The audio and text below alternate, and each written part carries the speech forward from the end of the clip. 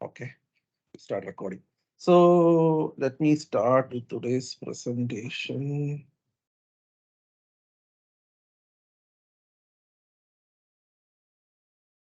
Screen കാണാമല്ലോ?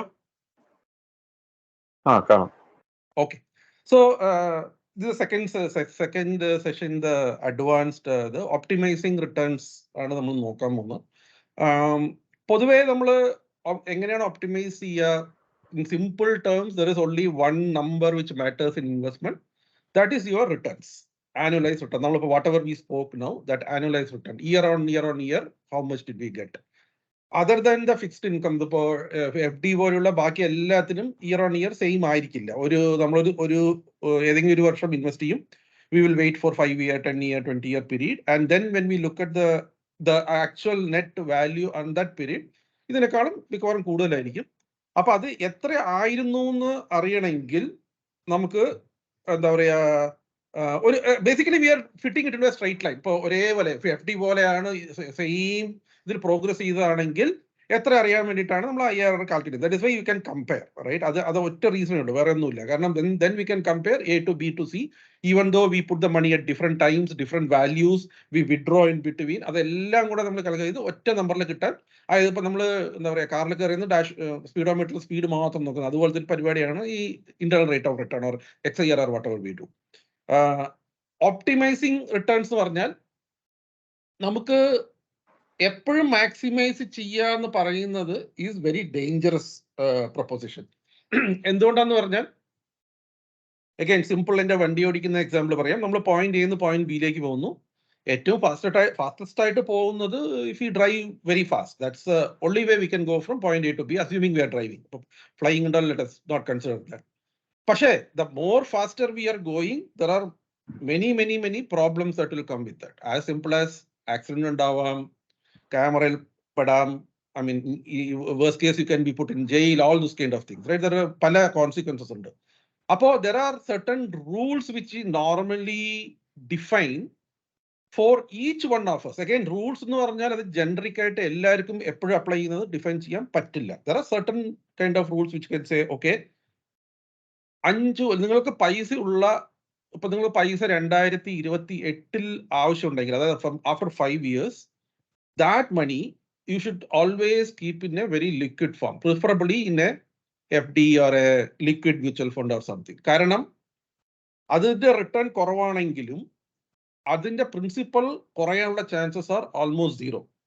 Stock മാർക്കറ്റിൽ ഇട്ട് വെച്ചാൽ പ്രിൻസിപ്പൽ കുറയാനുള്ള ചാൻസസ് ഉണ്ട്. Stock market cycles can be somewhere between 3 to 12-13 years. ഇന്ന് സൈക്കിൾ എന്ന് പറഞ്ഞാൽ ഇങ്ങനെ കയറിപ്പോവും, പിന്നെ കുറച്ചു കാലം ഇങ്ങനെ താഴോട്ടേക്ക് വരും, പിന്നെയും കയറിപ്പോവും, right? This is a sine wave kind of stuff. Now, നമുക്ക് പൈസ വേണ്ടപ്പോഴാണ് നമ്മൾ സ്റ്റോക്ക് മാർക്കറ്റിൽ പോയിട്ട് തിരിച്ചെടുക്കാൻ ശ്രമിക്കുന്നു പറഞ്ഞാൽ, അപ്പോൾ ഡൗൺ ആണെങ്കിൽ ചിലപ്പോൾ നമ്മൾ ഇട്ട പൈസ പോലും കിട്ടില്ല. We would have waited 3 year 4 year ഉണ്ടോ, നമ്മൾ ഇട്ട പൈസ പോലും കിട്ടില്ല. അപ്പോൾ the simple rule two be followed is, നമുക്ക് പൈസ 5 കൊല്ലം കഴിഞ്ഞ് ചിലവാക്കണം. അപ്പൊ എൻ്റെ മോന്റെ പഠിത്തം എഞ്ചിനീയറിംഗിന് ജോയിൻ ചെയ്യുന്നു, അല്ലെങ്കിൽ ഹയർ സ്റ്റഡീസിന് പോകുന്നു, 2028 പോകുന്നു പറഞ്ഞാൽ, ഞാൻ ഇന്ന് തന്നെ, ഇന്നെന്ന് പറഞ്ഞാൽ not the same day, you can spread it over 1 month 2 month 3 month ഒക്കെ, ആ സമയത്ത് തന്നെ ഞാൻ ആ പൈസ പതുക്കെ ആ സ്റ്റോക്കോ മ്യൂച്വൽ ഫണ്ടോ വിറ്റിട്ട് ഒരു ലിക്വിഡ് ഫണ്ടിലോ FDയിലേക്കോ മാറ്റാം. So that there is predictability. So that is one rule. Exactly ഓപ്പോസിറ്റും അപ്ലിക്കബിൾ ആണ്. If you have more than 5 years time to invest, you can very well invest that money in a stock, because ആ 5 കൊല്ലം കൊണ്ട് പൊതുവേ ഉള്ള economic സൈക്കിളിൽ നിങ്ങൾക്ക് you will benefit out of that, and you can withdraw whenever അല്ല, after 5 years or whenever there is 5 year time left. That is one way of looking at it. പിന്നെ വേറെ പല നിയമങ്ങളുണ്ട്. അതായത് ഇപ്പോ എനിക്ക് I don't even have a good advisor, I don't have anybody to take care of me, I don't know anything in finance, all those things. അങ്ങനത്തെ ഒരാളാണെങ്കിൽ better to put all the money in a fixed income. Again, fixed income എന്ന് പറഞ്ഞാൽ FDO അല്ലെങ്കിൽ എന്താ പറയുക, ഒരു debt mutual ഫണ്ടിലോ ഇടുക. കാരണം I can't move the money from A to B, B to C എന്നാൽ ഓരോ സമയത്തൊന്നും ചെയ്യാൻ പറ്റില്ല. അപ്പോൾ I will take a very conservative approach and always put the money in a very low return kind of instrument. So that I will at least have some money. I mean, എല്ലാം കൂടെ wipe out ആവില്ല, കുറച്ച് at least ഇരിക്കട്ടെ. ഇങ്ങനെ കുറെ നിയമങ്ങൾ നമുക്ക്, there are some certain rules which we can generalize. But ഇതിനെയൊക്കെ നമ്മൾ സൂപ്പർ കൺസർവേറ്റീവ് ആയിട്ട് എല്ലാം എടുത്താൽ we will not even beat inflation. അപ്പോൾ basically on long term investment കൊണ്ട് വലിയ ഗുണമൊന്നുമില്ല. നമ്മളെ സേവിങ് മാത്രം കയ്യിൽ കാണും. അതും ചിലപ്പോൾ ടൈം പോകും തോറും നമ്മുടെ വാല്യൂ നെറ്റ് അസറ്റ് കുറഞ്ഞു വരാൻ, ഇൻഫ്ലേഷൻ അഡ്ജസ്റ്റ് ചെയ്യുമ്പോൾ കുറഞ്ഞു വരാനുള്ള പ്രോബബിലിറ്റി കൂടുതലാണ്. അതുകൊണ്ടാണ് optimising is very very important. Last ഒരു റീസൺ പറയുമ്പോൾ ഈ അസറ്റ് ക്ലാസസിനൊക്കെ വേറെ വേറെ സൈക്കിളാണ്. അതായത് ഒരു ബോണ്ടിന്റെ പ്രൈസ് കൂടുന്നതും സ്റ്റോക്കിന്റെ പ്രൈസ് കൂടുന്നതും റിയൽ എസ്റ്റേറ്റിന്റെ പ്രൈസ് കൂടുന്നതും ഇക്വിറ്റിയുടെ പ്രൈസ് കൂടുന്നതും മിക്കവാറും ഡിഫറെന്റ് സൈക്കിൾസിലായിരിക്കും. അപ്പോൾ വളരെ സിമ്പിൾ പറയാം, 2022 ഓൾമോസ്റ്റ് എല്ലാ രാജ്യങ്ങളിലെയും ഇൻട്രസ്റ്റ് റേറ്റ് സെൻട്രൽ ബാങ്ക് കൂട്ടി. അതായത് RBIയോ അല്ലെങ്കിൽ ഫെഡോ എല്ലാവരും ഇൻട്രസ്റ്റ് റേറ്റ് കൂട്ടി. അപ്പൊ നേരെ ബോണ്ടുകളുടെ പ്രൈസ് നേരെ റിവേഴ്സ് ആവും. അതായത് എന്ന് പറ്റുന്ന പറഞ്ഞാൽ ബോണ്ടിന്റെ പ്രൈസ് കൂടുമ്പോൾ അതിന് ഇൻട്രസ്റ്റ് റേറ്റ് വീഴും. അതിന് ഇൻട്രസ്റ്റ് റേറ്റ് വീഴുമ്പോൾ ബോണ്ടിന്റെ പ്രൈസ് കൂടി ഇൻട്രസ്റ്റ് റേറ്റ് വീണപ്പോൾ സ്റ്റോക്കും കുറെ വീണു. പക്ഷെ ഗോൾഡ് ഔട്ട് പെർഫോം ചെയ്തു. Gold performed way better than any other asset class. Real estate was okay. I mean, it didn't do anything extraordinary. I guess it slightly went up, but it didn't do extraordinary. So, ഇപ്പോൾ നമ്മൾ എല്ലാം സ്റ്റോക്കിലാണ്, എല്ലാ പൈസയും ബോണ്ടിലാന്ന് പറഞ്ഞാൽ നമ്മൾ എല്ലാ അസറ്റും കൂടെ താഴോട്ട് പോയി കാണും. But if you had mixed it, നമ്മൾ എല്ലാത്തിനും സിംപ്ലിസിറ്റി ലെറ്റസ് ചെയ്യും 25% എല്ലാത്തിലും എടുത്തെന്ന് പറഞ്ഞാൽ നമ്മുടെ താഴോട്ടേക്കുള്ള പോക്ക് കുറെ റെസ്ട്രിക്റ്റഡ് ആവും. Or if you have more gold you can even go up also. So generally അപ്പോൾ നമ്മൾ എന്താണ് ഇൻവെസ്റ്റ് ചെയ്യുമ്പോൾ you should have a combination of at least 3 kind of assets. ഞാൻ ഈ 4 പറഞ്ഞതിൽ അറ്റ്ലീസ്റ്റ് 3 കാണണം. And generally gold goes in the opposite direction of inflation. So അതുകൊണ്ട് ഒരു ഇൻഫ്ലേഷൻ ഹെഡ്ജ് എന്ന് അതിനെ പറയാം ഗോൾഡിനെ. Whenever inflation goes higher, the gold price also will go higher. So inflation will be adjusted to some extent, right? So അതാണ് ഈ optimisation ഉദ്ദേശിക്കുന്നത്. അതായത് you should have a kind of a not the best return. അത് ഒരിക്കലും പറ്റില്ല. കാരണം when you try for all best, you'll end up in worst probably. So you should have an optimizing effect where the returns are higher than the inflation. At the same time, you can control the volatility to some extent. Okay, so ഇതാണ് ഈ optimizing returns കൊണ്ട് ഉദ്ദേശിക്കുന്നത്. As usual, we will start with a Warren Buffett quote. This is slightly different from whatever we have talked till now. ഇത് scientifically proven. This is scientifically proven in many ways. If you have a good set of people you are hanging out with, good, you can define whatever way. Maybe nammude pillaraaningi they are hanging out with people who are studying well or doing some good things. I mean, doing some games or whatever it is. That is one. If for us, we are hanging out with the people who are good in finance, good in some, maybe the doctors, they are good in doctor, whatever specialty they have, all those things. Generally, when you become part of that, your behavior pattern and your ability to control yourself will significantly go up, and you will actually go along with them. It's like a rising tide. അവരെല്ലാരും കൂടെ നിങ്ങളെ കുറച്ച് സമയത്തേക്ക് പൊക്കിയെടുക്കും. പിന്നെ then you will become part of the team, and then you will go better and better. It's same applicable to bad things also. If you become part of a whatever smoking team or a drinking team, whatever it is, അവിടെ അതന്നെ സംഭവിക്കും. So this was define. I mean ഇത് ഒരു സ്റ്റഡിയൊക്കെ നടത്തിയിട്ടുണ്ട്. This is scientifically proven. Even people who are obese, യുഎസിൽ അവർ ചെയ്ത സ്റ്റഡിയിൽ obese ആയിരിക്കുന്നവർ വരെ when they get into a team with obesity, there more and more people become obese in that group itself. When they get into people with I mean making money, they make more money out of this, right? So consciously, as much as possible, if you know somebody who's good in that, we try to be part of those kind of groups or teams or whatever it is, which will slowly, it will take time. It is ഒരു മാസം കൊണ്ടൊന്നും സംഭവിക്കില്ല. It will take time. It will, over time, you will also slowly get used to what they are doing, what they are reading, what they are seeing, what they are talking, all those things, and you will also slowly becoming better and better from a financial angle. If you only look from a financial angle. Now, okay, this slide കുറച്ച് late ആയിട്ട് വരണം. Okay, fine. Let us try to solve. So, financial independence വളരെ simple ആയിട്ടൊരു ഡെഫിനിഷനാണ് ഇത് പറയുന്നത്. Morgan ഹൗസൽ എന്ന് പറഞ്ഞിട്ടൊരു ഒരാളുണ്ട്, അങ്ങനെ ഒരു ബുക്ക് എഴുതി കോൾഡ് ഫിലോസഫി ഓഫ് മണി എന്ന് പറഞ്ഞിട്ട്. That became one of the best sellers. And if possible, you should all read. It's a very small book, probably around 200 pages. വലിയ വലിയ അക്ഷരങ്ങളാണ്. So you can actually read it in maybe 2-3 hours also.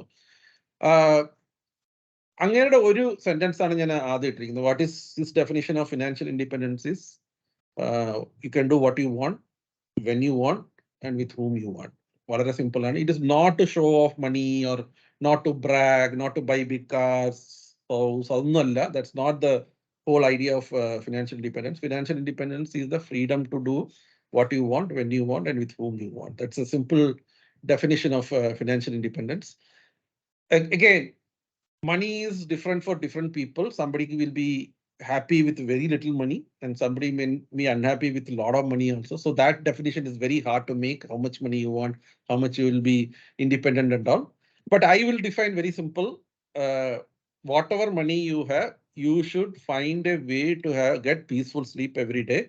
Otherwise, wherever you are putting your money, it will only give you miserable time. So ഇതുകൊണ്ട് ഞാൻ ചിലരോടൊക്കെ പറയാറുണ്ട്, ചില എൻ്റെ ക്ലയൻസിനൊക്കെ പറയാറുണ്ട്, അവർ they are not kind of don't have the strong heart to take a stock market. 2 ദിവസം stock market വീണ് they will feel worried, they will start asking questions whether I should exit, all those kind of things, right? So അങ്ങനെ ആണെങ്കിൽ don't even go near stock market. Leave it. It's not for you. Or even if you want to try it out, try very, very minimal amount. Put 0.1% of your asset. കാരണം അത് പോയാലും nothing will happen. ഞങ്ങളുടെ 1000 രൂപ ഉണ്ട്, ഞങ്ങളുടെ 10 രൂപ ഇട്ടെന്ന് വെച്ചാൽ nothing will happen, right? I mean, even if I lose that 10 rupees, nothing will happen. So try to avoid that. If not, you start to learn it by making very, very, very small steps. Over 3, 4, 5 years, probably you will learn that. If you learn well and good, ഇല്ലെങ്കിലും കുഴപ്പമൊന്നുമില്ല. It's not that we will only survive when you do this kind of risky assets, right? We don't want to do that. We can find alternate ways. You may not make too much money, but that's okay. But first is peace of mind. So you ask yourself the same question, saying, if am I having peaceful sleep just from a financial angle? If I am probably in the right place. I can try to take a small amount of little bit amount of risk more and more on a regular basis, not daily, maybe once in a month, once in a quarter or something, and then give time. You make a small risk. You say that, okay, I buy one, say TCS. You buy one stock TCS, wait for 3 months, 6 months, see how it is behaving. Are you becoming more what you call nervous? Are you losing sleep? Padukka you start training yourself. Take it very slowly, because we all have time. I mean, we are not 60 and all. We all have time. So you can do it very slowly. Train yourself that way. And then once you reach a level where you are feeling confident and comfortable, then you can start putting a little bit more if you feel it is comfortable. Otherwise, don't get into it. ഇപ്പൊ ഞാൻ ഇത് asset allocation നമ്മൾ ആദ്യം ചെയ്ത ഒരു slide തന്നെയാണ്. I will just reuse it. I will take say maybe 1 minute to go through it. ഇത് real case study ആണ്. ഒരാൾ 50 lakhs ഇൻകം ഉള്ള ഒരു IT മാനേജറാണ്. Current his allocation is 36% in real estate, 51% in debt, 11% in stock, and കുറച്ച് gold ഉണ്ട്. So what we figured out was, based on the past data, if we sell off this real estate, it is not doing well at all. Our real estate is flat for last 10 years or so. It is not appreciated at all. So if you can sell off this real estate and put half of it in debt and half of it in equity, you can actually advance this retirement or financial independence by 7 years. So you'll become financial independence, advance it by 7 years. If you do further, if you put all this 36% into equity, he could have actually retired last year itself when we did this calculation, right? So asset allocation is so important from a net worth, net asset perspective, because generally the equity part will work much harder and gives higher return than the other asset classes. Of course, then it is taken in a longer period, at least 10 years period. Generally it is so. It doesn't mean always. Generally, again, it's an average kind of thing, right? But this is math.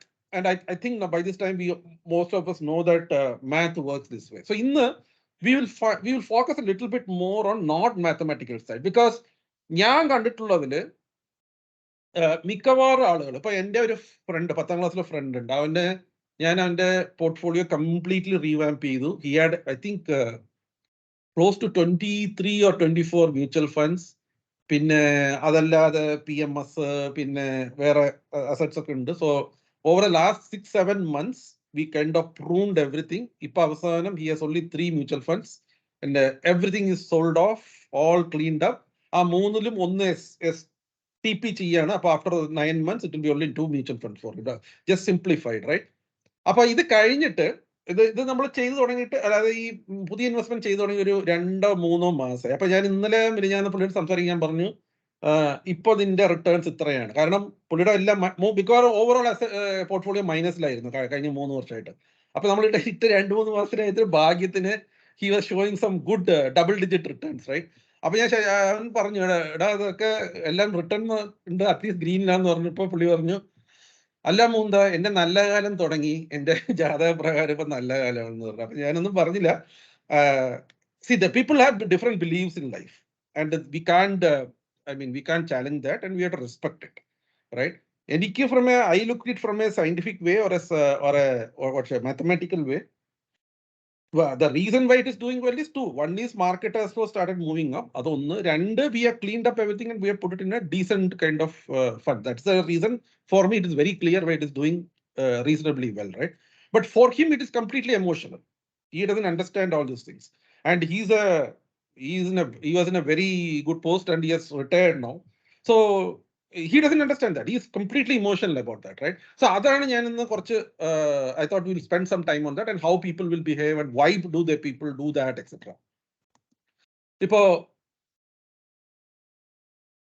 One of the reason why when we invest, we end up with the bad choices in life is the choices are too many. Simple പറയാണെങ്കിൽ ഇന്ത്യയിൽ I think there are close to 700 or 800 equity mutual funds ഉണ്ട്. Almost same number of debt mutual funds ഉണ്ട്. There are more than 5,000 stocks available in Indian NSE, BSE ലൊക്കെ പോയി നോക്കിയാൽ. And real estate means if you just walk out of your home, you will find n number of options available, right? So there is a psychological way of looking at when you have so much of choices, how good are we in choosing the right one for us? And it has two parts to that. Right one, it should give us good returns. That's one. Second is we also should be feeling good about what we did. I mean, I'll tell you why those two are different. So we invest in something. Say, for example, I got 15%. 15%, very good return. സാധാരണ 7-8 കിട്ടിയ തന്നെ വലിയ കാര്യമാണ്. I got 15%. Then when I go to office and my friend comes and tells me that, Mukundan, I invested on why? I got 25%. All right. I feel really bad saying that, oh, now what 15? Yeah, I mean, this is nothing. This guy has got 25. Right? So we need to get both sides of it. One is we need to get a good return. Second is we need to feel good about what we got, right? So I got a 10-minute video of a psychologist who has presented this in TED in 2002, if I remember correctly. But it is very well valid even today. I'll just play that video. Sure, the audio is also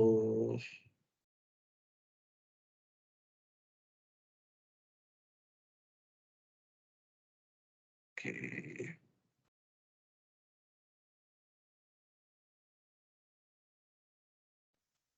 Okay, good. ഞാൻ play ചെയ്യാം. കേൾക്കുന്നുണ്ടെങ്കിൽ ഒന്ന് പറയണേ.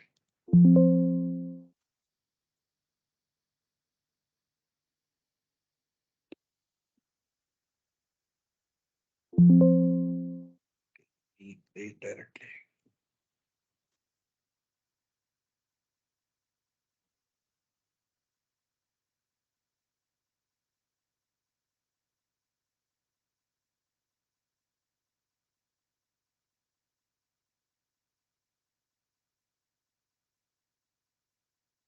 I'm going to talk to you about some stuff that's in this book of mine that I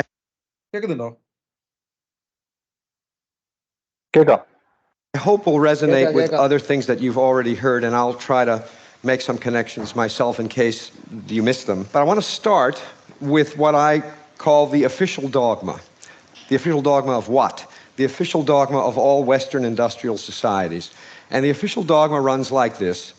If we are interested in maximizing the welfare of our citizens, The way to do that is to maximize individual freedom.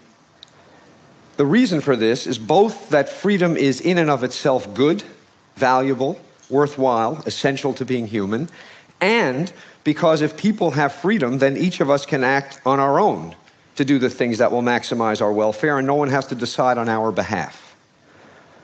The way to maximize freedom is to maximize choice.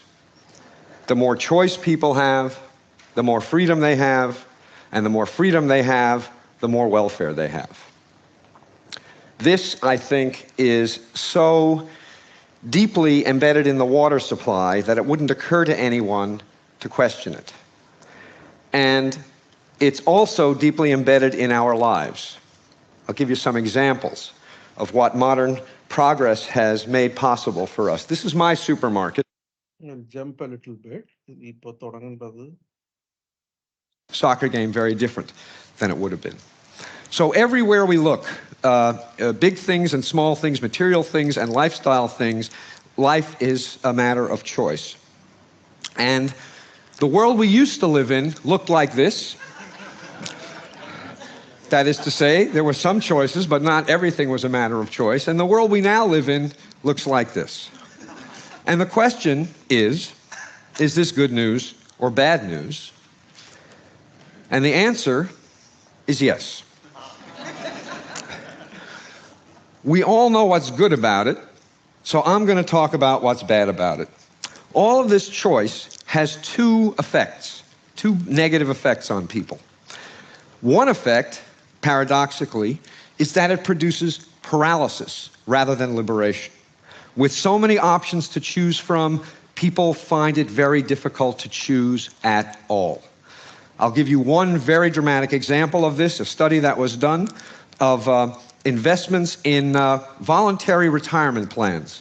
A colleague of mine got access to investment records from Vanguard, the gigantic mutual fund company of about 1 million employees in about 2,000 different workplaces. And what she found is that for every 10 mutual funds the employer offered, rate of participation went down 2%. You offer 50 funds, 10% fewer employees participate than if you only offer 5. Why? Because with 50 funds to choose from, it's so damn hard to decide which fund to choose that you'll just put it off till tomorrow, and then tomorrow, and then tomorrow, and tomorrow, and tomorrow, and of course tomorrow never comes. Understand that not only does this mean that people are going to have to eat dog food when they retire because they don't have enough money put away, it also means that making the decision is so hard that they pass up significant matching money from the employer. By not participating, they are passing up as much as $5,000 a year from the employer, who would happily match their contribution. So paralysis is a consequence of having too many choices, and I think it makes the world look like this.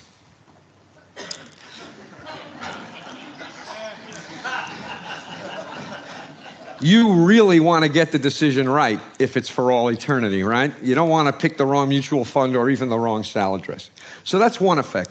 The second effect is that even if we manage to overcome the paralysis and make a choice, we end up less satisfied with the result of the choice than we would be if we had fewer options to choose from. And there are several reasons for this. One of them is that with a lot of different salad dressings to choose from, if you buy one and it's not perfect, and you know what salad dressing is, it's easy to imagine that you could have made a different choice that would have been better. And what happens is this imagined alternative induces you to regret the decision you made, and this regret subtracts from the satisfaction you get out of the decision you made, even if it was a good decision. The more options there are, the easier it is to regret anything at all that is disappointing about the option that you chose. Second, what economists call opportunity costs. Dan Gilbert made a big point this morning of talking about how much the way in which we value things depends on what we compare them to. Well, when there are lots of alternatives to consider, it is easy to imagine the attractive features of alternatives that you reject that make you less satisfied with the alternative that you've chosen. Here's an example. For those of you who aren't New Yorkers, I apologize. But here's what you're supposed to be thinking. Here's this couple on the Hamptons. Very expensive real estate, gorgeous beach, beautiful day. They have it all to themselves. What could be better? Well, damn it, this guy is thinking it's August. Everybody in my Manhattan neighborhood is away. I could be parking right in front of my building. And he spends 2 weeks nagged by the idea that he is missing the opportunity day after day to have a great parking space. Opportunity costs subtract from the satisfaction we get out of what we choose, even when what we choose is terrific. And the more options there are to consider, the more attractive features of these options are going to be reflected by us as opportunity costs. Here's another example. Now this cartoon makes a lot of points. It makes points about living in the moment as well, and probably about doing things slowly. But one point it makes is that whenever you're choosing one thing, you're choosing not to do other things, and those other things may have lots of attractive features, and it's going to make what you're doing less attractive. Third, escalation of expectations. This hit me when I went to replace my jeans. I wear jeans almost all the time, and there was a time when jeans came in one flavor, and you bought them, and they fit like crap, and they were incredibly uncomfortable, and if you wore them long enough and washed them enough times, they started to feel okay. So I went to replace my jeans after years and years of wearing these old ones, and I said, I want a pair of jeans, here's my size, and the shopkeeper said, do you want slim fit, easy fit, relaxed fit? Do you want button fly or zipper fly? You want stone washed or acid washed? Do you want them distressed? Do you want boot cut? Do you want tapered? Blah, blah, blah, on and on. He went. My jaw dropped, and after I recovered, I said, I want the kind that used to be the only kind.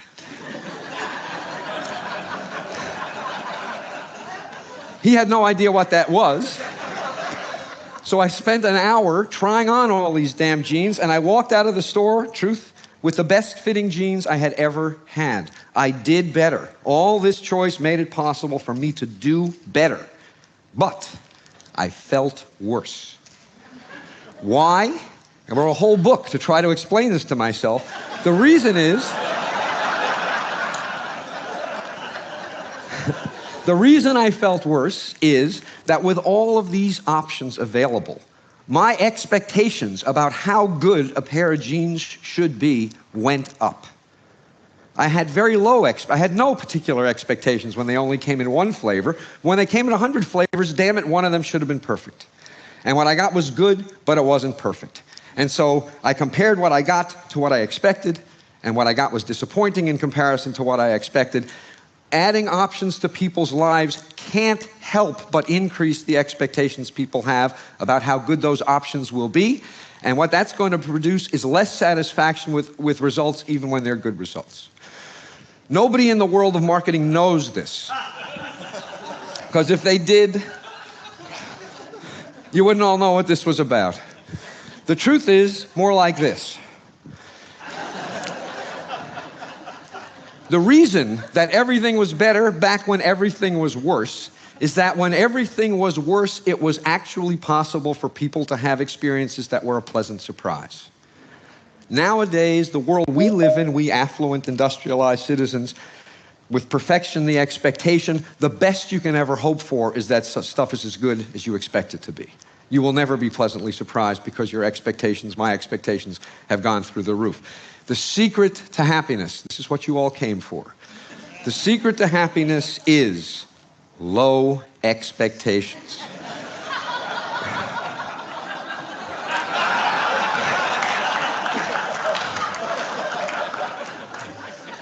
I want to say, just a little autobiographical moment, that I actually am married to a wife, and she's really quite wonderful. I couldn't have done better.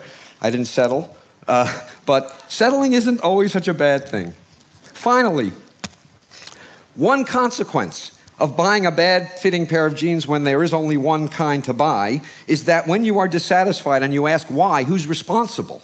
The answer is clear. The world is responsible. What could you do? When there are hundreds of different styles of jeans available, and you buy one that is disappointing, and you ask why, who's responsible? It is equally clear that the answer to the question is you. You could have done better. With 100 different kinds of jeans on display, there is no excuse for failure. And so when people make decisions And even though the results of the decisions are good, they feel disappointed about them. They blame themselves. Clinical depression has exploded in the industrial world in the last generation. I believe a significant, not the only, but a significant contributor to this explosion of depression and also suicide is that people have experiences that are disappointing because their standards are so high, and then when they have to explain these experiences to themselves, they think they're at fault. And so the net result is that we do better in general, objectively, and we feel worse. So let me remind you, this is the official dogma, the one that we all take to be true, and it's all false. It is not true. There's no question that some choice is better than none, but it doesn't follow from that more choice is better than some choice. There's some magical amount. So I will stop there. 2-3 points. One, I think you would have caught that. Even though the number of choices went up into the pension contribution, people were just waiting or trying to figure out what is the best. Even knowing that if they put 100 rupees, government also will contribute, or employer also will contribute 100 rupees, right? That's a best case scenario. But even then, people were just waiting because they were not sure. So that is point number one, because there are too many choices. That's point number one. Point number two, if you look at at least in the stock market, most of the time, if you go and look at last 10 or 20 years, people will start jumping the ship from one ship to other when one mutual fund does better than other, one stock does better than other, etc. But most of the time, they make money less than the average. Most of the people make less than the average. In fact, Fidelity 2013 ഒരു study ചെയ്തിട്ട് they figured out that the best people who have got, or the people who got the best returns are either dead or they forgot that they invested. So what that in summary means is they never moved that money. It just lied wherever it was, right? So ഞാൻ ഇന്ന് കുറച്ച് data എടുത്ത് നോക്കിയപ്പോൾ if you take last 20-year data, if you are putting the money in any large cap equity fund, large cap or safest title equity fund return, the lowest return in the equity fund is higher than the highest return in the debt fund, right? For a 20-year period if you take. So that means on a very long period, even if you have chosen by luck or unluck the worst fund, still you would have got a better return than the equity fund. So the problem is we are spoiled with too many choices. Because there are choices, natural tendency for us is to be careful. And because we think we are careful, we don't act. Because we don't act, we don't get the benefit, right? It's a long sequence. Generally, I try to study how we behave, right? So that we know we have a weakness, we can act on it. I mean, if you are good, we are all good. But if you have a weakness, we can act on it, right? If you don't know that there is a weakness, I am very clear that I am poor in maths. I have to go and work on it, right? If I get 99 or 95 or whatever, then I don't care to care. So my way of looking at it is where is our weakness? You find our weakness so that you can address that weakness very well. That is the first point he said. Second one, you said also, just think about the genes example, right? Because of choices, we make all the decisions. And if something is either small thing goes wrong, or there are people, I used to punish saying that, oh, you bought X stock. It has given you X% or Y percentage return. You should have actually bought Y stock. It has given you more returns, right? I mean, it's all theoretical. It's all notional. You have done a decent job. Be happy with that. But you have a tendency to go and beat yourself saying that you could have done better, right? So either random, it's in our DNA. As a human, it's in our DNA. We have to be very careful. So we have to find solution for both of this. One way to do it is we have to learn ourselves and do it. That will take time. It's not easy to do it.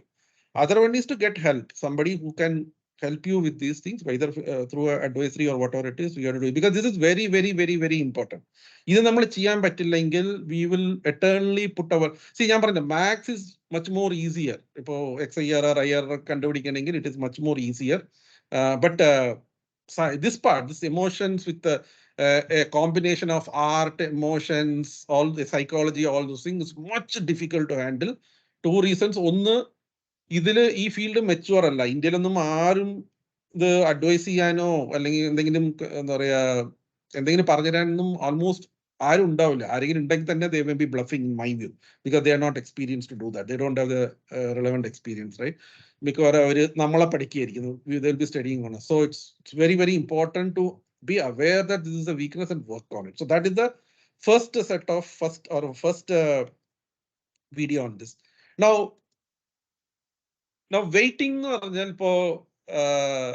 have seen a lot of people saying this is not a good time to invest. And a friend now he's saying this is a good time to invest. So a lot of people will tell this is not a good time to invest. In fact, family they have lakhs and lakhs of rupees lying in savings account. Lakhs of rupees lying in savings account. Initially, I thought, oh, this may not be a good idea. But then when I spoke to them, I realized that what they've done is a good thing because they actually didn't know where to put it, what is the best way to do it. So they were actually waiting for the right advice. They were waiting for some time. Obviously, they were waiting for some time, but they were waiting for a good a person who can advise them well, right? So people will wait. And I'll show you another video where you can 16 times better. Why waiting may not be really helping out, right? This is little tangential, but encouraging entrepreneurship and by investing in infrastructure, because the robots today still aren't very good at fixing bridges. But in the not too long term, I think within the lifetimes of most of the people in this room, we're going to try in future, not a dystopian future. And to explain why, I want to pose kind of a ridiculously broad question. I want to ask, what have been the most important developments in human history? So it's supposed to start here. This is the question. What's the most important development in human history?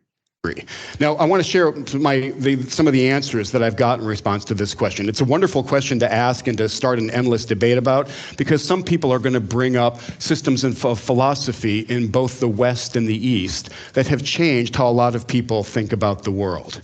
And then other people will say, no, actually, the big stories, the big developments are the founding of the world's major religions, which have changed civilizations and have changed and influenced how countless people are living their lives.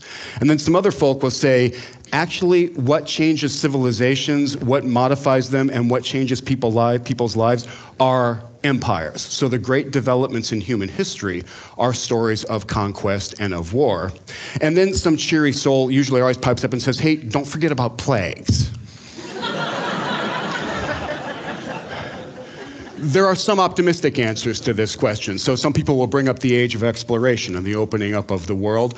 Others will talk about intellectual achievements in disciplines like math that have helped us get a better handle on the world. And other folk will talk about periods when there was a deep flourishing of the arts and sciences. So this debate will go on and on. It's an endless debate, and there's no conclusive, no single answer to it. But if you're a geek like me, you say, well, what do the data say?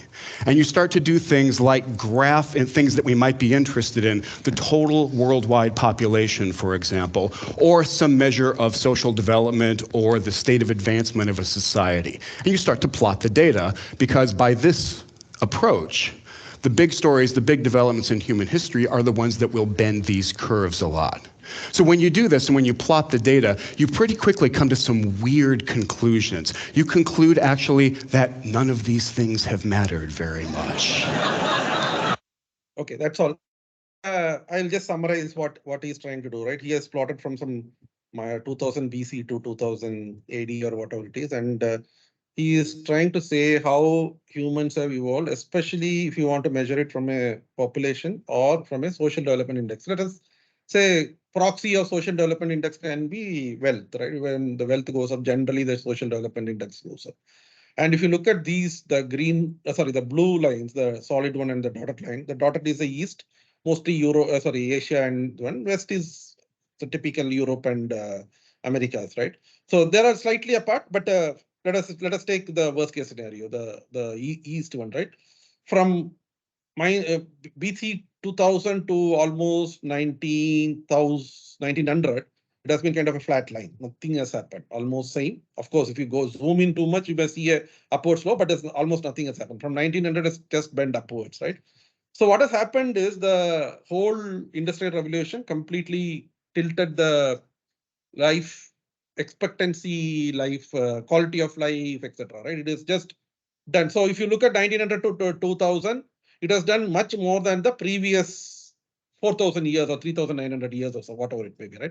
So that is the data point. So let us stop there. Now, why all these things are shown is there were so many events which are earth shaking. So I think this Black Death, millions of people died in whatever, whenever it happened, right? Probably 20% of the earth population got wiped off during this Black Death. A lot of things has been invented, a lot of bad things, good things, all those happened. But when you look from a very long period, none of those matter. That's what he says. In fact, it will keep going up and up. So a lot of people will say whether it is a good time to invest, whether I should wait for 6 months, 1 year, 2 year and all. My view, we have probably a 40, 50 year of investment lifetime. And it's any time is a good time. So starting the same day is better than waiting for a longer period to say that I will invest on sometime. And the reason why that is so important is generally people tend to procrastinate. They'll keep moving it tomorrow, day after tomorrow, 1 month, 1 year, 2 year, 3 year. By the time you even realize that you are late, you are like, you're hardly left 5-10 years for your retirement time, right? So that is the where we end up with. So combination of these two, to summarize, one is to be very aware of we are not good in picking up 1 or 2 or 3 from a choice of thousands. We are not good by DNA. We are not trained, or we are not good in doing that. That's one. Second is we also figure out innovative ways to not to take action and probably deprioritize or put it into the fast. These both are actually killers from a money making part. These are the two worst things we should consciously try to work on and ensure that we are not getting into these traps. Now, I will give you real life 3 examples of how what I had experienced in the relating to these things, right? Sorry. So this investment had happened in 2017, now 6 years, 25 lakhs in a kind of a portfolio, debt portfolio. He was promised 15% returns. Not that was amazing, you'll get so much, all those things. And the realistic return, because he has still not got the money back. As on today, the realistic return seems to be around minus 3% or so. Currently, there are a lot of defaulting and some portion of the money is already gone. The promise was you'll get 100% with high return, all your principal with high returns, right? And the interesting thing is this was by it's a friend come advisor kind of a guy. That's a guy who sold this product.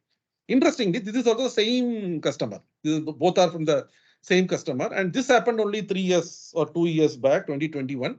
This is a portfolio I told, which has 22, 23 mutual funds and you have to read everything. When we did this, we never had to pay any tax because almost everything was negative. There was nothing done. Nothing or almost nothing was in positive territory. Too many mutual funds, as I said. No structured investment philosophy. There is some 20 funds were one. If you ask them, they will tell you this diversification. Diversification cannot be that much. Anything more than 5-6 funds is too much. You can't even handle that, right? End of the day, brokerage house made a lot of money. Out of this 50 lakhs, what he has put, they have made at least 2.5 lakhs out of this by doing all those things, right? Only person who lost out was the investor. Here also, interesting thing is the guy who sold this product, the first product, this product moved from this company to the next company, and then he sold this product because he knew him. He promised better that this time nothing will go wrong. I will take care of everything, and then got double the money. And this is the situation, right? Now the third one, the same person, he went to another PMS. So this has nothing to do with these two stuff. This is a separate PMS. It was 25 lakhs. At the time, 25 lakhs was the minimum investment. Now it is 50 lakhs. He's getting around 7.8% at this point of time. And if you just put it in with only in Nifty ETF or some index funds, you would have got more than 13% as on. This was, I think, the data in May or Feb. So now index has gone up. It would have been 14-15% you would have got. Interesting thing is he's already paid 5 lakhs as fees for this 25 lakhs. Right? That's approximately 3% year on year annualized.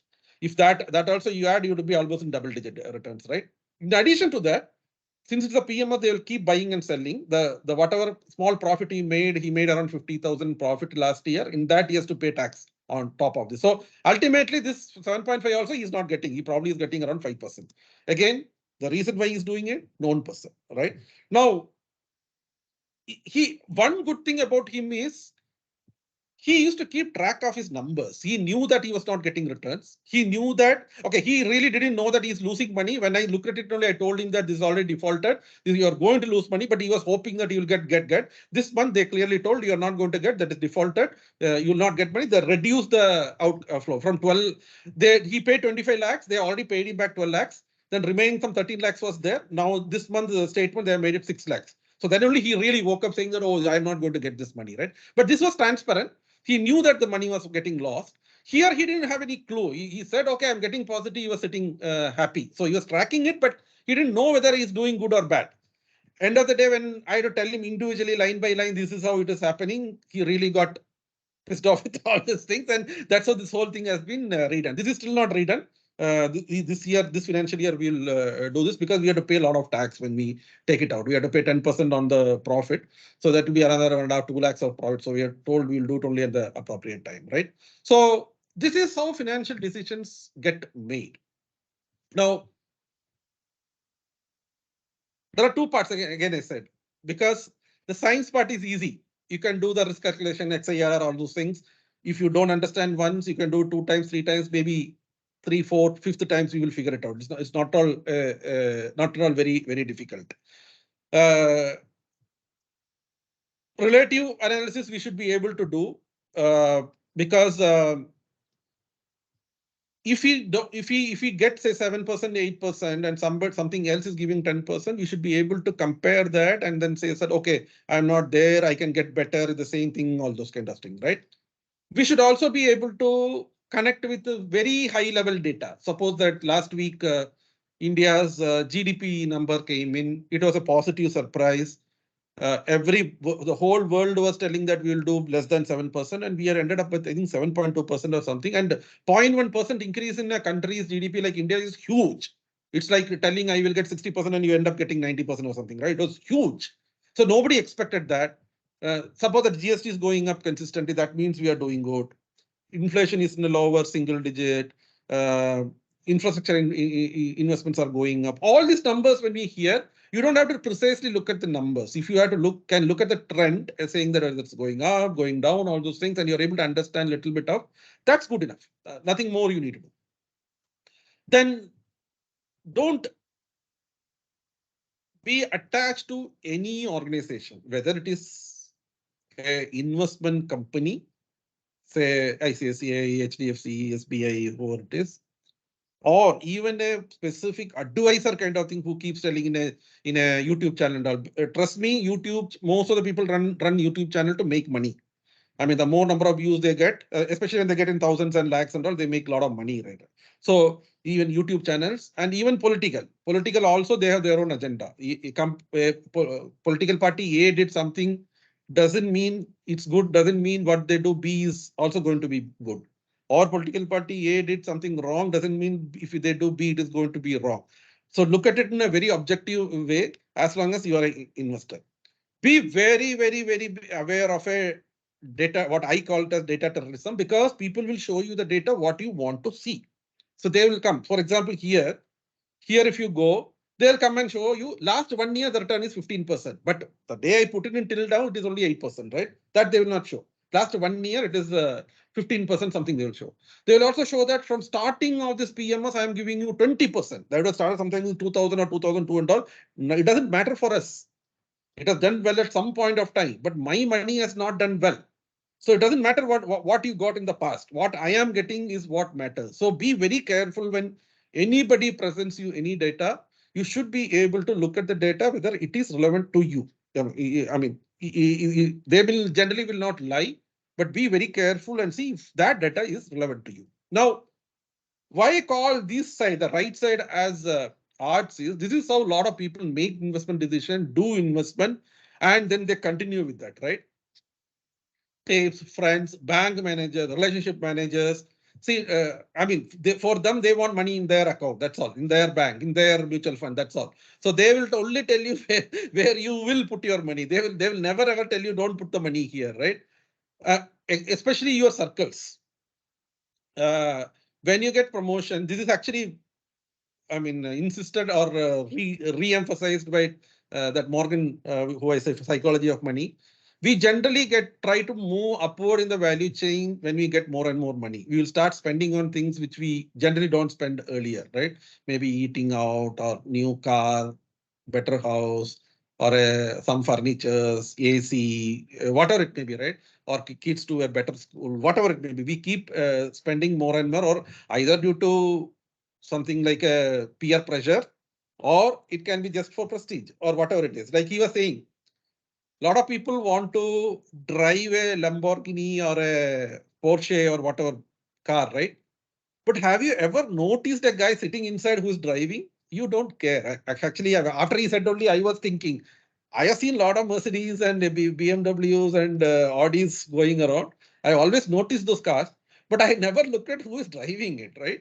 Because that guy, we don't care. We are only looking at the car. So if you are owning that car also, nobody's going to care about you. They will only look at the car, right? So it just doesn't make sense unless otherwise you are so, you feel so good about having that, right? This is also very important when you do anything on investment. You always has to be short-term pessimistic in the sense something will go wrong. I have to be cautious. I don't want to take too much risk, those kind of things. And then but you can't do that for long term, because if you do the same thing for long term, you'll never ever invest. So for long term, these things will matter, right? Something is doing good. India is a good, reasonably good democracy.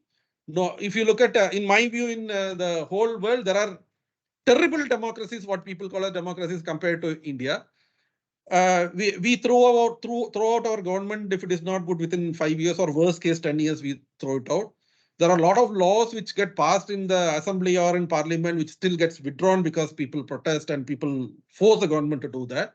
So we have a decent political system in place. It may not work second day, but it will take years, but it generally works if it is really bad, right?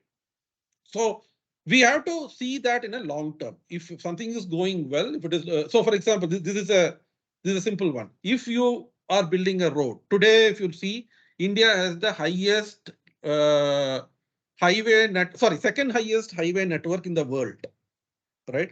Will all the benefits would have come today? No, it's not going to come. It will going to take another 5 to 10 years before we get all the benefits out of it. India has almost doubled its railway network in the last 10 years or so. Are we going to get everything by today? No, it will again take time, right? So those kind of data, we should be using it for long-term optimism. Of course, if you are in a country like nothing is happening, like Pakistan or Sri Lanka and all, I don't think you can do long-term optimism. But for us, it really matters. This is another important thing. So I don't know, you saw the numbers from that AI cameras which are installed in Kerala over the last 1 week or so. They gave the 48-hour data. Only 2 deaths has happened in accidents. Only 2. Generally, 4,500 death happens in a year. That you divide by say 400, you are supposed to have around 25 to 30 deaths in 2 days, right? That's the average. But it has come down to 2. I don't know whether it is the right data or whether it will take a bigger sample size to get the right data. But look at this. This is a high impact. If the accident happens and somebody dies, it's a super high impact because life is lost. But the probability is very, very, very, very, very, very low. 2 out of a population of 3.7 crores. It's a very, very, very low probability. So normally what people do is, since the probability is low, they don't consider this high impact. They would say, let us go. Maybe I can speed 10 kilometers, 20 kilometers more, right? Normally, I don't hear people dying of accidents and, road accidents and dying and all. But this is more important than this when you are taking any decisions, because if it is high impact, if I take that the high impact risk, I will not exist tomorrow, even though it is low probability, because even those two people died. I can be one of the 2. Only thing is the probability is low. That's all, right? So high impact is always very important whenever you're doing any risk. Just be careful. If it is very high impact, even though the probability is very low, don't take it. And the classical example is this case. Here, The 15% return was promised for a debt instrument. The probability was very low for this to go defaulting, right? But the impact was very high because if defaults, you don't get back my money. But that is exactly what happened. They defaulted. He didn't get back his money, even though the probability was very low. It happened to him. He lost the money, right? So impact high. Be very careful. Keep away from that. Finally, this is more a philosophical. We have to pay price for anything to acquire wealth. Whether you have to work hard. I normally tell the people that you got good marks in your exams means you sacrifice your sleep, or you sacrifice your games, or you sacrifice your TV, or something you have sacrificed. But optimize that. I mean, you need to acquire wealth. You need to have good relationship. You need to have good health. When I say distance, people, a lot of us work outside Kerala. We are away from our hometown, all those things. So we do sacrifice a lot of things. So, but optimize that. Or to go to extreme where you are making a lot of wealth and losing everything else, right? Finally, end of the day, there is always a luck factor. And the data is, there was only one high school in whole of US which had a computer, and Bill Gates was in that high school. So if that school didn't get a computer, probably Bill Gates would have never created Microsoft. Right? That was just luck. But see the unluck also here. He had a very close friend, and both of them used to do everything together, including programming. And that friend went for a trekking in a mountain, fell down, and died. That was a 1 in a million probability in US. People falling from a mountain and dying was a 1 in a million probability. That means the probability was almost zero, but the impact was almost 1. That friend probably could have been better than than Bill Gates and in a Microsoft or whatever it is, but he died at the age of 18. Right? So be very careful. We didn't study probability. A lot of people say I never use probability in my life. Probability is very important for me. Almost every decision in life goes by a probability and impact, because generally when low probability we try to ignore or we take risk. Low probability is fine. That is a logical way to take risk, but the impact is high. Like I saying, so you lose all your money or you lose 50% of your money. Never ever go anywhere near that. So this is okay. So this I didn't change. So you look at the last 2 points. Be very, very, very, very cautious of people who are forecasting. Forecasting in finance is notorious. 80 or 90% of the time, recession forecast has been wrong. I mean, people started forecasting recession from 1 year back. 80-90% of the time, the bear market, bull market prediction in market has been wrong. But still people keep to forecast, and a lot of people believe that depending on that forecast, they try to make their decision on investing, all those things. So be very careful. The alternative to that is don't listen to forecasts. Look at a long-term situation. If you are optimistic, do small, take baby step. If I have to invest 1 lakh, put 1,000 for 100 months. If you are okay, do baby step. It's very unlikely that you will make a big mistake when you're doing baby steps. And you will also learn along with it. When you make the first 1,000 rupees in the 1 lakh, you will not know much. When you are making the 10th 1,000, you will know much more than the first investment. When you are making the 25th, you will know much better. When you are 50th, you will know much better.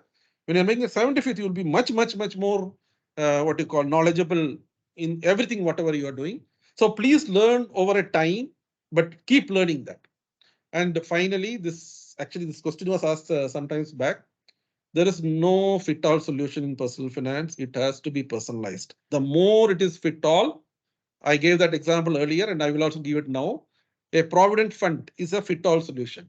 An FD is a fit-all solution. Post office savings or what is that? Post office, post office that fixed deposit is a fit-all solution.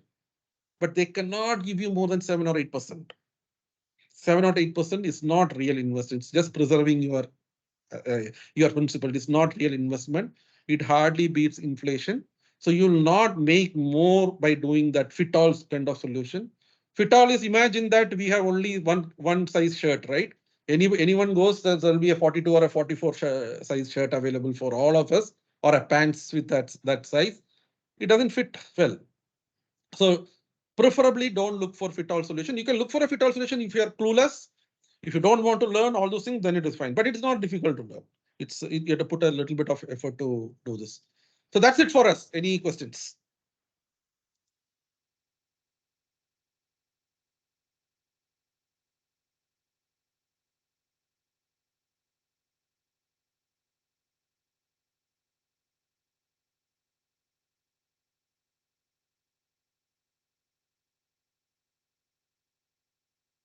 Overcomplicated aya?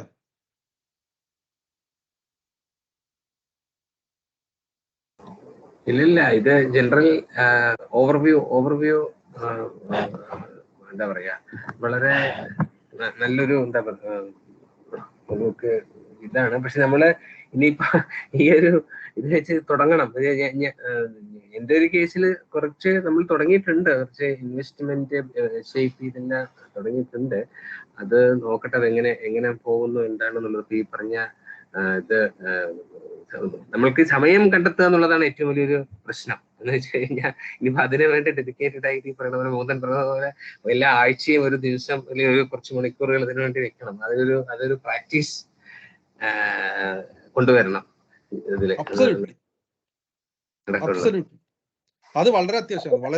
അത് ഒരിക്കൽ ചെയ്ത് ആദ്യം കുറച്ചൊക്കെ ബുദ്ധിമുട്ടാണ്. ഇത് exercise ചെയ്യുന്ന പോലെ തന്നെ കുറച്ച് ദിവസമൊക്കെ വളരെ ബുദ്ധിമുട്ടായിരിക്കും. It will be very hard. But once you start doing it maybe for few weeks, you will figure it out. അതെ, അത് നോക്കണം. അത് നോക്കിയിട്ട് നമുക്ക് എന്നാലേ സംശയങ്ങൾ വരുള്ളൂ. ഇപ്പൊ ഇത് നമ്മളൊരു സ്റ്റോറി കേൾക്കുന്നവർ ഇങ്ങനെല്ലാം കേട്ടുകൊണ്ട് വരികയല്ല, സംശയങ്ങള്. ഇപ്പോഴും എനിക്കൊരു ഉദ്ദേശം, ഞാനൊരു പോർട്ട്ഫോളിയോ മാനേജർ ഇവിടെ ഞാൻ ഇവിടെ കമ്പനി ജോയിൻ ചെയ്തത് മുതലേ ഒരാള് വരുന്നുണ്ട്. അവൻ മുഖാന്തരം നമ്മൾ ചെയ്യുന്നുണ്ട്. അവൻ പറഞ്ഞ പ്രകാരം പല SIP ഫണ്ടിലും ഇൻവെസ്റ്റ് ചെയ്തിട്ട് ഇപ്പൊ അത് ഗ്രോത്ത് കാണിക്കുന്നുണ്ട്. നമ്മുടെ അതിന്റെ റിപ്പോർട്ട് പ്രകാരം നമ്മൾക്ക് ഗ്രോത്ത് ഉണ്ട്. 13-14% ആനുവലൈസ്ഡ് റിട്ടേൺ നമ്മൾ ഓവറോൾ ഒരു 4-5 വർഷത്തെ എടുക്കുമ്പോൾ വരുന്നുണ്ട്. പക്ഷെ എന്നാലും നമ്മൾക്കൊരു ഗ്രിപ്പ് ഇത് കാണുന്നുണ്ടെങ്കിൽ നമ്മൾക്ക് ഈ പറഞ്ഞതുപോലെ നമ്മൾ അതില് മുഴുവൻ ഇറങ്ങിയാലേ നമുക്ക് അറിയുള്ളൂ whether it is right or wrong. അതറിയാത്തത് കൊണ്ടുള്ളൊരു ഇതുണ്ട്. ഇങ്ങനെ ശ്രീനി, ഇതിന് രണ്ട് രീതി നോക്കാം. നമ്മൾ ഫസ്റ്റ് ക്ലാസ്സിൽ പറഞ്ഞില്ല, ആക്റ്റീവ് ആൻഡ് പാസീവ് ഇൻകം ആണ് പറയുന്നത്. Active is what we get by doing work. When you go to work we get paid. Passive is what you make when you sleep also, right? ഇതാണ് രണ്ട് part. Now, if you want to make your passive the bigger contributor, you slowly have to start focusing on that. അത് എങ്ങനെയാന്ന് പറഞ്ഞാൽ അത് ഇനേഷ്യ പോലെയാണ്. It will take a lot of effort to start moving. The moment it starts moving, it will take over by itself. But adilike push has to be there. You have to make that push mode. Auto mode lo adu run cheyanulla push you have to give. That will take time and effort. അതിലേക്കുള്ള യാത്രയിലാണ് ഇപ്പൊ ഞാൻ. Yes, absolutely.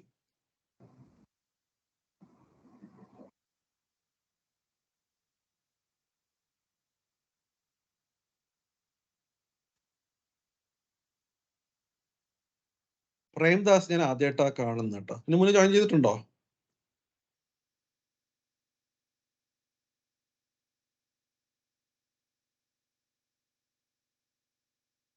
ഇതിനായിട്ട് ആദ്യമായിട്ടാണ്. Okay. ആദ്യമായിട്ടാണെങ്കിൽ കുറച്ച് മനസ്സിലായാൽ നല്ലത്, അല്ലെങ്കിൽ കുറച്ച് ബുദ്ധിമുട്ടായിരിക്കും. കാരണം നമ്മൾ കുറെ സെഷൻ കഴിഞ്ഞതാണ്. അതെ. എനിക്ക് somehow I could not attend your sessions. Okay. ഇതിന്റെ വീഡിയോ എല്ലാം ഒരു ചാനൽ ഇട്ട്, ഞാനിത് മറ്റേ നമ്മുടെ ഈ ഗ്രൂപ്പിൽ ഇട്ടിട്ടുണ്ട്, വാട്സ്ആപ്പ് ഗ്രൂപ്പിൽ ഇട്ടിട്ടുണ്ട്. ഞാൻ ഇതും അപ്ലോഡ് ചെയ്യാം. ഇതിപ്പോ ഇന്നോ നാളെ അപ്ലോഡ് ചെയ്യാം. So in case you are interested you can have A look. Yeah. It was a very nice session. I mean, that is my first impression. I mean, for the first time I am doing that. Thank you for that. Thanks. മൂന്നിട്ടാ എനിക്കൊരു real life example വെച്ചിട്ട് ഒരു സാധനം explain ചെയ്തു തരാമോ? ഈ ഒരു ULIP പിടിപ്പിച്ചത് ഞാൻ ഇങ്ങനെ നേരത്തെ പറഞ്ഞില്ലേ, ഇതിന്റെ കാൽക്കുലേഷനും കാര്യങ്ങളൊക്കെ. ഇതിൽ ഇടട്ടെ ഞാൻ ഈ ചാറ്റില് ഇതിന്റെ നമ്പേഴ്സ് ഒക്കെ വരും. അപ്പൊ ഇവർ ഈ ബെനിഫിറ്റ് ഇലസ്ട്രേഷൻ എന്നൊക്കെ പറഞ്ഞിട്ട് ഓരോ നമ്പേഴ്സ് ഒക്കെ തരും. അതെ, അതിലിങ്ങനെ ഓരോ പെർസെന്റേജ് ഒക്കെ കാണിക്കും, 8% എത്ര എന്നൊക്കെ പറഞ്ഞിട്ട്. അതെ. അപ്പൊ ഇതില് പക്ഷെ ഞാൻ കാൽക്കുലേറ്റ് ചെയ്യുന്നു, ഇവര് കാൽക്കുലേറ്റ് ചെയ്യുന്നു തമ്മിൽ ഒന്നും കണക്ട് ആവുന്നില്ല. ഇവര് ഇത് എങ്ങനെ ഇതില് അറ്റാച്ച് ചെയ്യുന്ന ഇവിടെ അപ്ലോഡ് ചെയ്യുന്നു. ആ ചാറ്റിൽ തന്നെ പോയാൽ എന്റെ സ്ക്രീൻ കാണാവോ? ചാറ്റിൽ തന്നെ പോയാൽ ഇതാ താഴെ അതില് ഒരു അറ്റാച്ച്. നിങ്ങളുടെ ചിലപ്പോ വേറെ ആയിരിക്കും. ആ ടൈപ്പ് ചെയ്യുന്നതിന്റെ കൂടെ തന്നെ കാണും ഒരു അറ്റാച്ച് ഫയൽ. നോക്കട്ടെ ഇതില് പക്ഷെ ഫോണ്ടും സാധനങ്ങളും ഇതെന്താ ഉള്ളത് നോക്കട്ടെ. ഫോണ്ട് സൈസ്, കോട്ട്, ലിങ്ക് ഇല്ല ഇതില്. അതില്ലേ? അല്ലെങ്കിൽ വാട്സാപ്പിൽ ഇടാൻ പറ്റും, ഇട്ടോളൂ. ഞാൻ അവിടെ നിന്ന് എടുക്കാം. വാട്സാപ്പിൽ ഇട്ടാ ഞാനിട്ട് വാട്സാപ്പ്.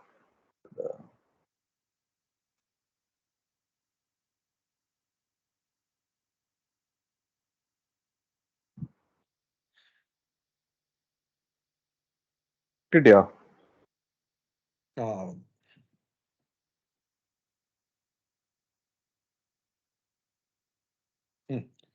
ഇതില് ഇത് വേണ്ടോ? ഫസ്റ്റ് 250 5 വർഷം. അതിൽ രണ്ട് ഇവര് ഇലസ്ട്രേഷൻ കാണിച്ചേക്കാണ്, 4%ലും 8%ലും. പക്ഷെ ഈ 8%ലെ ഈ ഫൈനൽ എമൗണ്ട് ഇപ്പൊ അവസാനത്തെ ഈ 2572 എന്ന് പറഞ്ഞ എമൗണ്ട് ഞാൻ ഇപ്പൊ നേരത്തെ എക്സലിൽ കാണിച്ചു തന്നില്ല, മറ്റേ കോമ്പൗണ്ട് ഇൻട്രസ്റ്റ് വെച്ചിട്ട് 15 years നേരത്തെ 3 നേട്ടം കാണിച്ച അത് വെച്ച് നോക്കുമ്പോ ആക്ച്വലി 5.7% ആണ് അത് വരുന്നത്. അപ്പൊ ഇവരെന്താണ് ഈ 8% പറയുന്നത്? എനിക്ക് അത് ഈ 8% മൈനസ് ഈ ചാർജസ് എല്ലാം കൂടെ കഴിയുമ്പോ 5.7 ആവുന്നതാണോ? അതെ അതെ അതന്നെ.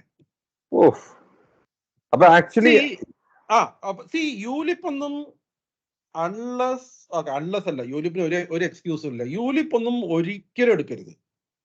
Never ever you take ULIP. കാരണം ഇപ്പൊ ഞാൻ കാണിച്ചത് ഇതിലിപ്പോ mortality, other charges, GST, fund. ഇത് ഇമേജ് ആണല്ലേ.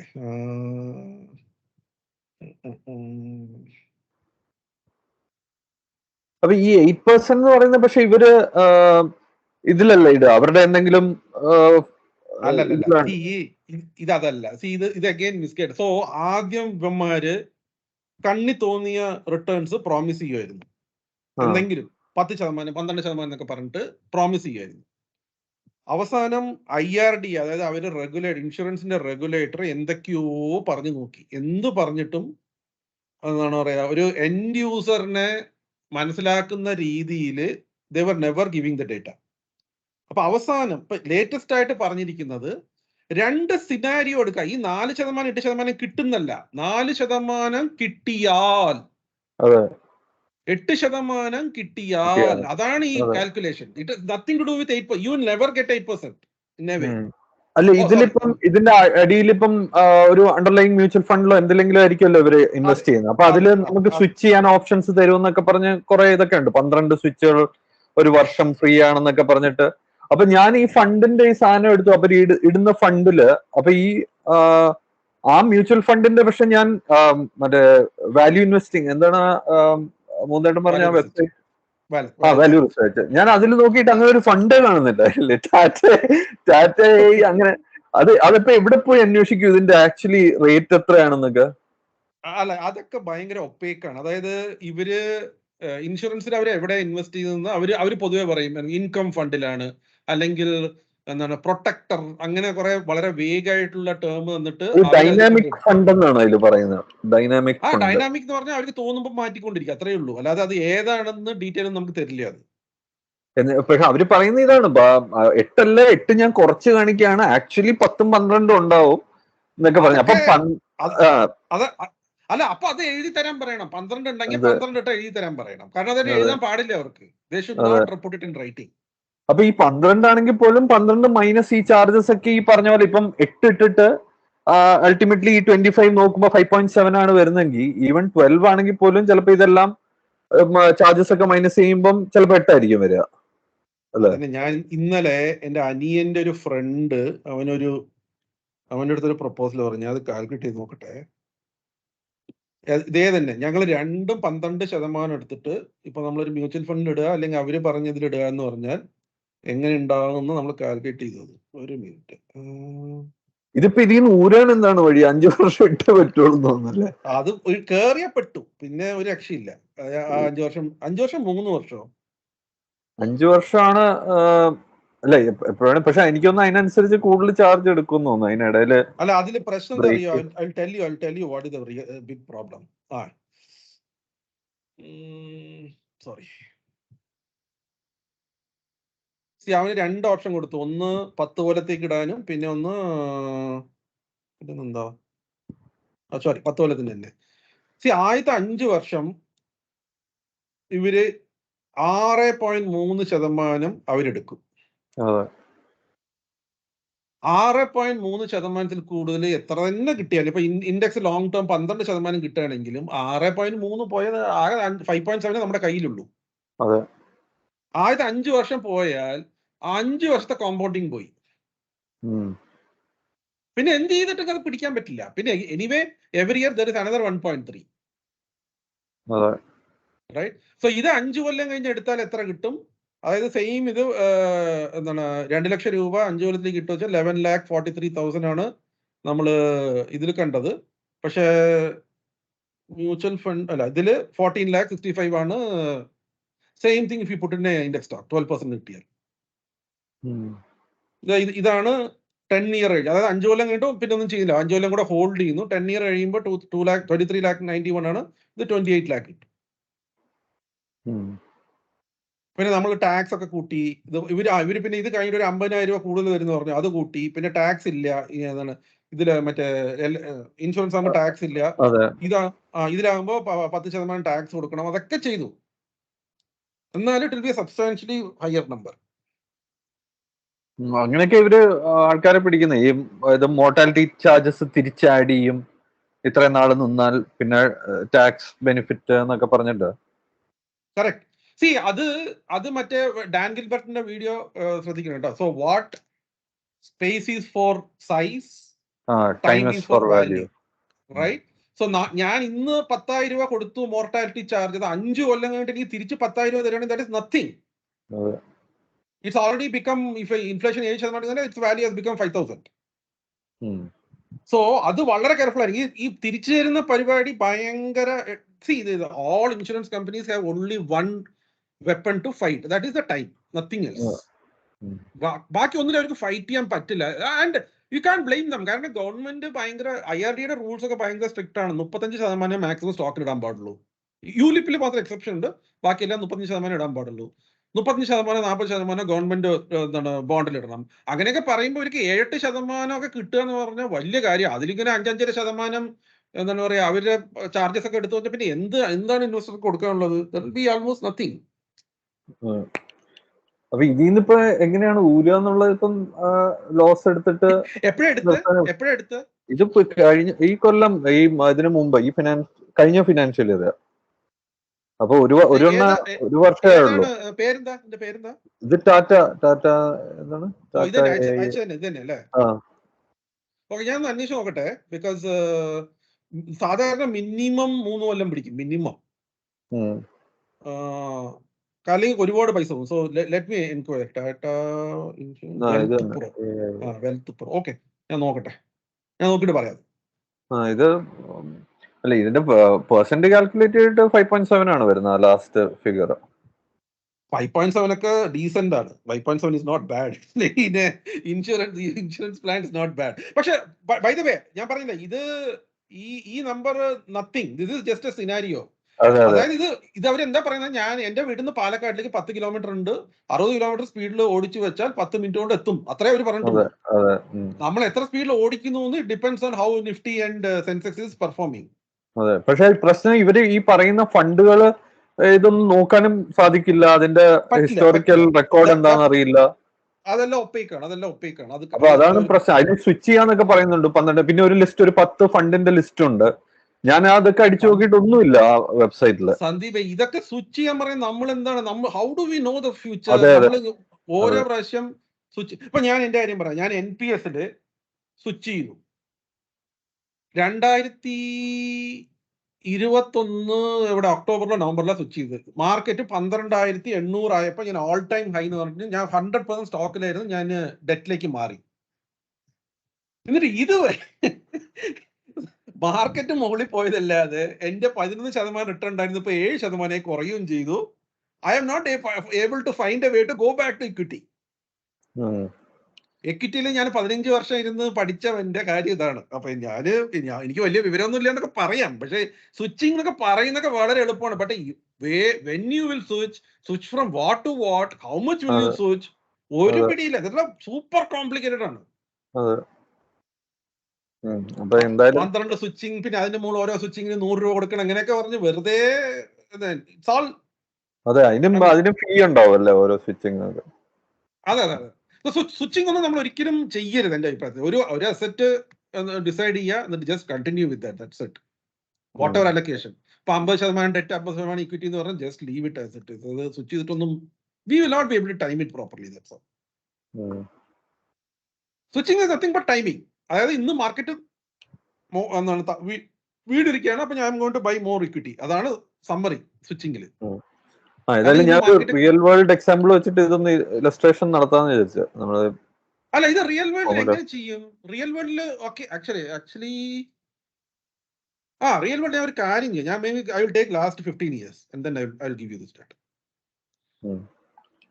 ഞാൻ കഴിഞ്ഞ 15 വർഷം എടുത്തിട്ട് ഇക്വിറ്റിയിൽ ഇട്ടാൽ, ഇപ്പൊ നിഫ്റ്റിയിൽ ഇട്ടാൽ എന്ത് പറ്റുണ്ടാവും, ഇവിടെ ഇട്ടാൽ എന്ത് പറ്റും, അത് ചെയ്തു തരാം. അതാണ് ചെയ്തു തരാം. അല്ല, അത് കുഴപ്പമില്ല. ഇതിപ്പോ ഏകദേശം ഒരു റിയൽ ലൈഫ് ആണ്. അവര് പറഞ്ഞത് ഇലസ്ട്രേഷൻ വെച്ചിട്ട് അനലൈസ് ചെയ്ത് നോക്കുമ്പോ. അല്ലല്ല, 8% ഞാൻ പറഞ്ഞില്ലേ, 8% is just assumption. They can put another 4 more columns. 4, 8, 12, 16, 20.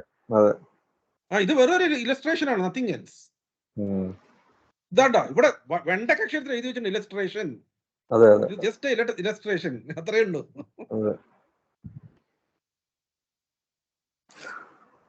അതുകൊണ്ടാണ് അവർ പറയുന്നത് 12 കിട്ടും, 11 കിട്ടും എന്നൊക്കെ പറയുന്നത്. അത് പറയാനേ പറ്റുള്ളൂ. അതിനൊരു ഇലസ്ട്രേഷൻ ഉണ്ടാക്കി തരാൻ പറയും, ചെയ്യില്ല അവര്.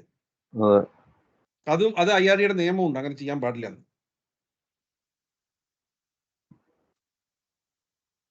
അതായത് അൺറീസണബിൾ ആയിട്ടുള്ള എക്സ്പെക്ടേഷൻ സെറ്റ് ചെയ്യരുത്, അതാണ് നിയമം. അതുകൊണ്ടാണ് ഒരു 11, 12 കാണിക്കാത്തത്. ഇനിയിപ്പോ ഡാമേജ് എങ്ങനെ എത്ര കുറയ്ക്കാന്നുള്ളതാണ് അടുത്ത ചെയ്യാനുള്ളത്. അപ്പൊ ഇത് എന്തായാലും മിനിമം 5 കൊല്ലം വേണ്ടി വരും. 5 ടേം ഉണ്ടല്ലോ. So you have to hold for at least 5 years.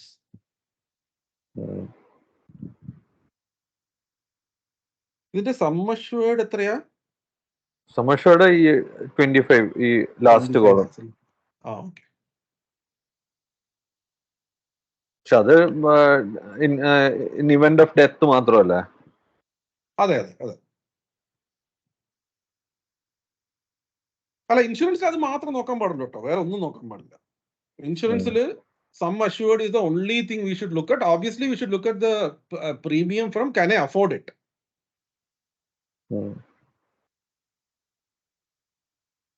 Okay, അപ്പൊ എനിക്കൊന്ന് സെഷന്റെ സമയമായിരുന്നു തോന്നല്ലേ, 9 മണി. Okay, fine, fair enough. Okay മനോടാ. അപ്പൊ ഇതിന് മുമ്പത്തെ ആ സെഷന്റെ ഒന്ന് അയച്ചു തരണേ ചെയ്തുതരാം. ഓക്കെ, വേറെ വല്ലവരും? ശ്രീനി പറഞ്ഞോ? ശ്രീനി എക്സിറ്റ് ചെയ്തു. ഓക്കെ, രാകേഷ്. ഓക്കെ, ഡോക്ടർ ഉണ്ണി. യെസ്. 2-3 ആഴ്ച കണ്ടില്ല. കുറച്ച് തിരക്കായി പോയി. ഓക്കെ. കേക്കാമോ? കേക്കാം. ഞാൻ ഓടിപ്പോയിന്ന് വിചാരിച്ചു. എക്കോയുണ്ട്. കേക്കാമോ എന്നാണ് കേട്ടത്. പറഞ്ഞോ രാകേഷ്.